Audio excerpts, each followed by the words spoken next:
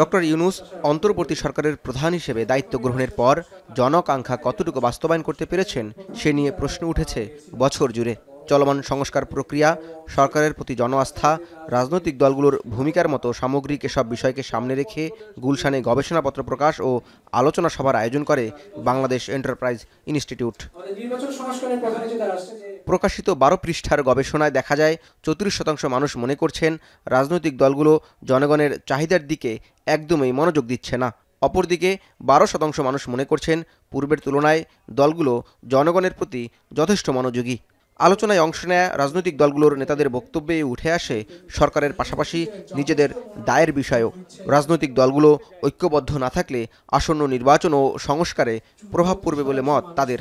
রাজনৈতিক দলগুলো এখন পর্যন্ত যে স্ট্যান্স আছে সেটা জনগণের আকাঙ্ক্ষা খুব বেশি একটা প্রতিফলিত করতে পারছেন না, তারা আস্থা পাচ্ছেন না এবং তারা সংস্কারগুলো খুব তীব্রভাবেই চাচ্ছেন। যত দিন যাচ্ছে সরকারের উপরে মানুষের অনাস্থা, ভরসার জায়গাটা কমছে। শুরুতে তো অনেকে সরকারের মেয়াদ নিয়ে 5 বছর, কেউ বা 2.5 বছর, 3 বছর বলছিল। এখন কিন্তু এই কথাগুলো আর নাই। আমাদের মধ্যে যে বিদ্যমান শক্তি ভারসাম্য আছে, সেই শক্তি ভারসাম্যের মধ্যে ন্যূনতম ঐক্য তৈরি করে কনসেনসাসের পদ্ধতিতে আমরা যদি না এগোই, একক চিন্তা প্রতিষ্ঠা করতে যাই, তাহলে আমরা অনিবার্য সংঘাতের দিকে যাব।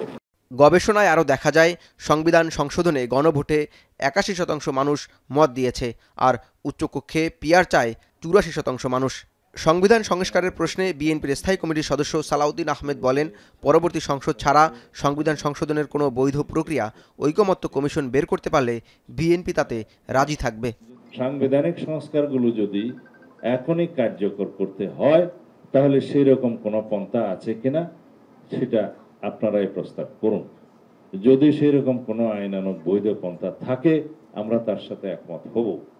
কিন্তু যদি এমন কোনো প্রক্রিয়া আমরা এলাও করি যে প্রক্রিয়ার মধ্য দিয়ে বিদ্যমান সংবিধানের সাথে প্যারালাল আর একটা সংবিধান কাজ করবে, তাহলে রাষ্ট্রে এটা নৈরাজ্য সৃষ্টি করার একটা সুযোগ সৃষ্টি করে দেয়া হবে। আর ঐকমত্য কমিশনের সহসভাপতি ডক্টর আলী রিয়াজের প্রশ্ন, নির্বাচনে যদি গণতন্ত্রে উত্তরণের একমাত্র পথ হতো, তাহলে দেশে এখনো গণতন্ত্র প্রতিষ্ঠা হয়নি কেন? আমাদের রাজনীতিবিদরা কম বেশি এই জায়গায় আটকে যাচ্ছেন যেন একটা নির্বাচনই হচ্ছে উত্তরণে, গণতন্ত্রে উত্তরণের পথ। তো তাই যদি হবে, তাহলে আমাদের দেশে গণতন্ত্র প্রাতিষ্ঠানিক রূপ পেল না। তিনবার তো আমরা গণতন্ত্র উত্তরণের মধ্য দিয়ে গেলাম, নির্বাচন তো হলো। রাজনৈতিক মতনৈক্য থাকলেও জুলাইয়ে অর্জিত জাতীয় ঐক্য অটুট রাখার প্রত্যয় ব্যক্ত করেন অতিথিরা। আপনাদের কাছে আমার একান্ত অনুরোধ। জাওয়াদ মাহমুদ, এখন, ঢাকা।